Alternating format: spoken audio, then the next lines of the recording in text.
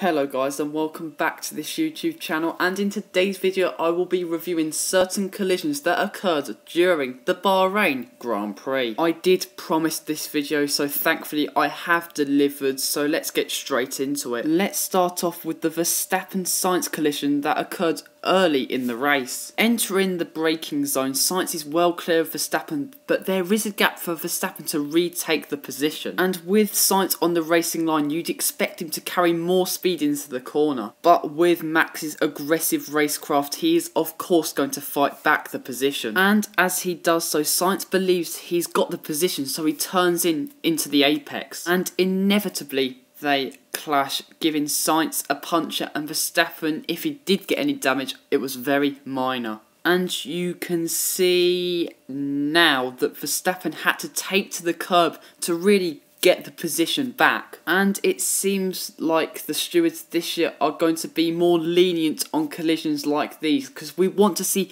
close racing, and wheel-to-wheel banging and unfortunate punctures, which Sainz had to experience, are going to happen. Now Verstappen said he tried to avoid Sainz. Now when you see that he had to take to the curb to regain the position, you can kind of see where he comes from. But if he wanted to avoid hitting Sainz, then he should have backed off. I think Max was a bit aggressive trying to regain the position, but the space was there and Sainz shut the door basically. Sainz was understandably fuming with the Dutchman, and I don't think Sainz is totally blameless. He did shut the door rather abruptly, and I think it was a 50-50 racing incident. Max was a bit over-aggressive, but Sainz shut the door. Now we're going to look at Giovinazzi and Kvyat's clash going into this really fast section at the end of Sector 2. And this incident here is kind of similar to the Sainz-Verstappen clash. Gio finds a gap and goes for it, but the Russian really tries to fight hard. I'm not sure if you saw Gio going for the gap down the inside,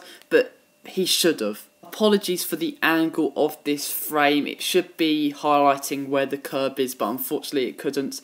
But basically, Gio caught the curb and then just understeered into Kvyat, and in the end, he was sent into a spin. Again, I think this is a 50-50. Kvyat should have given Gio more space, but then again, Gio, he caught the curb and then understeered into Kvyat. But again, it is close racing, and that is what we want to see. Time after time, these things are going to happen. Now, Hamilton and Vettel had a supreme battle for P2. It kept us on the edge of our seats. On lap 37 in the turn 4 section, Hamilton tried to go around the outside of Vettel, but it didn't happen. But then on the next lap, it was a successful manoeuvre with Vettel spinning. I am going to highlight some issues that basically played part in Vettel spinning. Firstly, the wind, that was the biggest factor, but how many drivers did we see spinning at turn 4 during the race? Hardly any. Also, with Vettel not being on the traditional racing line, when he puts the power down, it's not as natural to him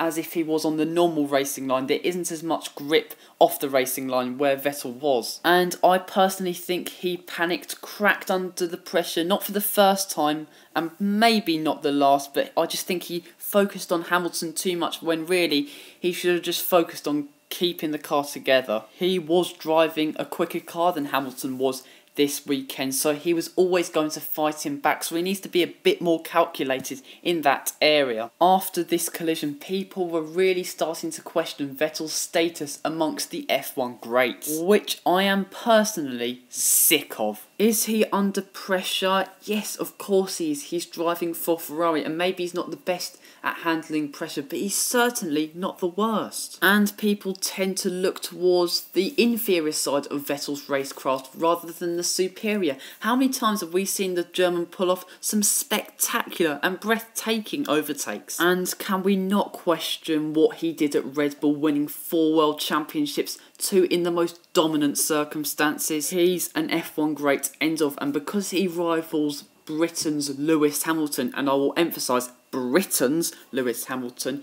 he is being opposed and questioned of his status. I think we're exploiting the weaknesses out of Vettel too much. And guys, if you want me to do a video talking about Sebastian Vettel and his status in terms of F1 history, please comment down below. But guys, that is it for today's video. Please like this video and subscribe to this YouTube channel. Again, I emphasize, please subscribe to this YouTube channel.